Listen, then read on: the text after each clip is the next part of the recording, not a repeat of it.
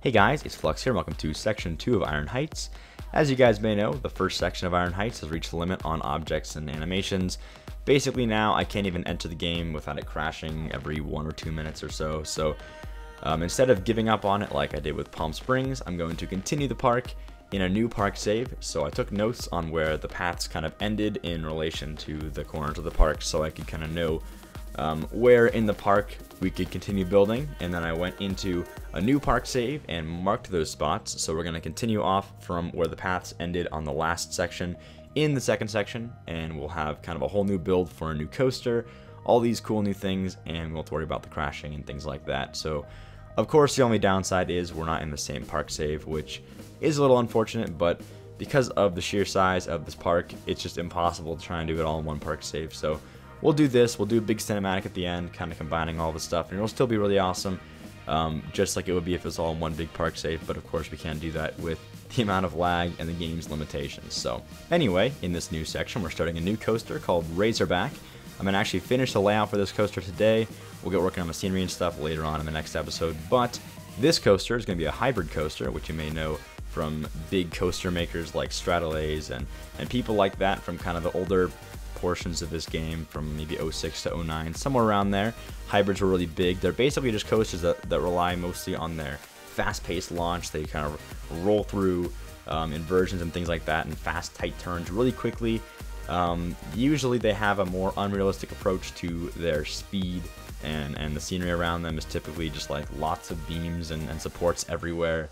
And it's always kind of accompanied with some really fast-paced D&B music or something like that, but it's always just a really fast-paced coaster, a little less realistic, but always really cool to have. And I wanted to do this in the park because I'm already kind of having this modern industry, and especially in this next section, it's going to be more of like a modern to sci-fi even industry feel to it. So it really fits the whole like crazy hectic scenery, machinery, all that good stuff kind of combined with the hybrid coaster.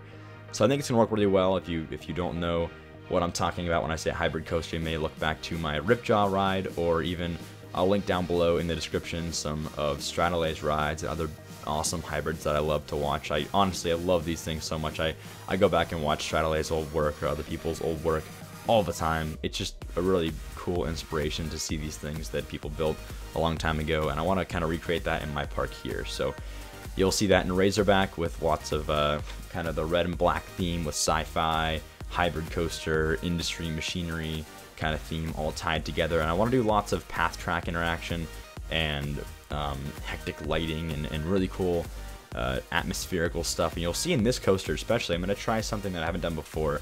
My plan is to do kind of a dark ride beginning. So if you don't know what that means, basically instead of having the typical indoor scenery stuff, what you do is you film the indoor stuff at night in the game. So we're going to have kind of some lighting and atmospherical stuff I usually don't touch on much. I don't typically play with the lighting and stuff in this game, only because the nighttime version of this game is very laggy and hard to play in. That's the plan for the coaster. I'm really excited to see how this thing turns out. If you want to follow the build live, you can go to my Twitch channel at twitch.tv/Fluxtrance, where I just kind of do chill streams. I basically almost always live stream when I'm just working on the coaster or working on my build in general, and then I will take all that footage and time lapse it and put it in my YouTube videos. So if you want to just watch the stuff live, ask questions in the chat, kind of interact with me while I'm doing the process live, go ahead and follow my Twitch channel. You can just do that stuff whenever I'm live, pretty much all the time. But or no, that's totally a lie. I'm not live all the time. I'm live generally maybe once or twice a week or so, depending on schoolwork and things like that. But if you want to watch this stuff live, go ahead, and if you miss it, that's totally cool too, because all the videos go up on my channel either way. I'm also going back to my normal upload schedule again of Monday, Wednesday, and Friday, so you can check back here on Wednesday again for the next video. And as always, thanks for watching, and I'll see you on Wednesday.